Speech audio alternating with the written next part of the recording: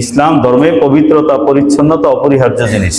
অতএব আমরা যদি আমাদের সমাজকে আমাদের রাস্তাঘাটকে অপরিচ্ছন্ন করি, এটা দুর্ভাগ্যজনক হবে। এটা যেন আমরা না করি, কারণ রাস্তাঘাট যদি আপনি নাপাক রেখে যান, এটা আপনিও ক্ষতিগ্রস্ত হবেন। এখান থেকে মশা মাছি বসে নিজের খাবারে আসবে, নিজের পরিবেশ দূষণ করবে, সমাজটাকে নষ্ট করবে। এবং এই কুরবানি বিরোধীরা এটাও একটা বিরোধিতার জন্য এলিমেন্ট হিসাবে গ্রহণ করবে যে এই কুরবানির দ্বারা পরিবেশ নষ্ট হয়। আসো কুরবানির কে কি করি, একটা বাক্সে বন্দি করে সোল্টার হাউসে ওখানে নিয়ে যাই। এই যে আমরা প্রকাশ্যে কুরবানি করতেছি, এটা আমাদের স্বাধীনতা, এটা আমাদের কালচারাল হেজিমনি, সাংস্কৃতিক প্রভাব, এটা আমাদের কালচারাল হেরিটেজ, এটা কালচারাল ঐতিহ্য।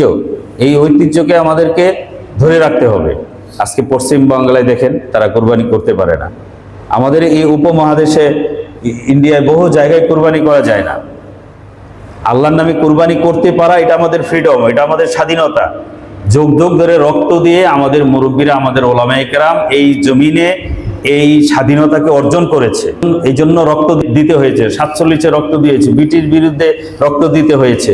ব্রিটিশের আগেও সেন রাজা, পাল রাজাদের শাসন যখন এখানে ছিল, এই উপমহাদেশের এই জমিনের মধ্যে দাড়ি রাখলে সরকারকে ট্যাক্স দিতে হইতো, রোজা রাখলে ট্যাক্স দিতে হইতো। ইসলামী আবাদত করে তাদের অনুমতি ছাড়া করা যেত না। শাহজালাল ইয়ামানি আপনারা জানেন, রাজা গোর্গোবন্দের বিরুদ্ধে যে যুদ্ধ হয়েছে, এখানে যে সিলেটে ইসলাম প্রতিষ্ঠা করেছে, কিসেকে কেন্দ্র করে? বোরহানুদ্দিন তার ছেলের আকিকার জন্য কুরবানি করেছিল। এই কুরবানির একটা গোশত রাজার প্রাসাদে ফালাইছে, যার কারণে তাকে সে অত্যাচার করছে। তো আল্লাহর পক্ষ থেকে নির্দেশ পেয়ে শাহজালাল ইয়ামানি এসে গোর্গোবন্দের বিরুদ্ধে জেহাদ করে, লড়াই করে তার এই জুলুমের রাজত্বকে ধ্বংস করেছে। সুতরাং আমাদের মুরব্বীরা রক্ত দিয়ে, জীবন দিয়ে, যুদ্ধ করে, জেহাদ করে আমাদের জন্য এই স্বাধীনতা, এই ফ্রিডমকে অর্জন করেছেন, যে আজকে আমরা প্রকাশ্যে আল্লাহর নাম উচ্চারণ করে এই আল্লাহর নামে পশু উৎসর্গ করতে পারি। এই স্বাধীনতাকে খাটো করে দেখলে চলবে না। সরকার ওই যে ওদিন বলতেছে, এই পশুমন্ত্রী, এটা বাচ্চারা নাকি এটা নিতে পারে না, এটা ওই সোল্ডার হাউসের ভিতরে নিতে হবে। ওইটা পশু কুরবানির বিরুদ্ধচারণকারীদের এটা আরেকটা ষড়যন্ত্র বক্তব্য। কে বলছে বাচ্চারা নিতে পারে না? বরং বাচ্চারা কুরবানির দেখে এটা আনন্দ ফিল করে, তাই না?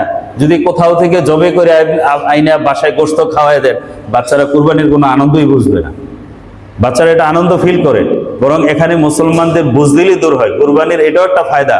মুসলমান বীরের জাতি, যোদ্ধা জাতি, লড়াই করার প্রয়োজন হলে লড়াই করবে। আশিদ্দাউ আলাল কুফার রুহামাউ বাইনাহুম।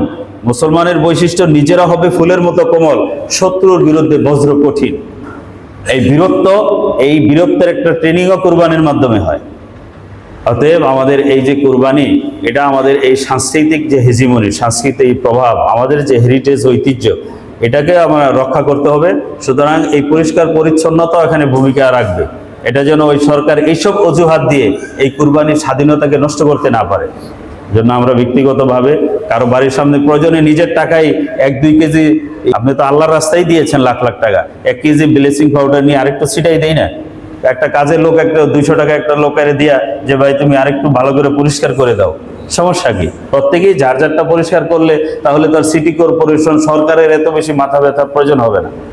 আমরা সকলেই নিজ দায়িত্বে সেগুলো করবো। আল্লাহ তৌফিক দান করেন। আমিন ওয়া আখিরু দাওয়ানা।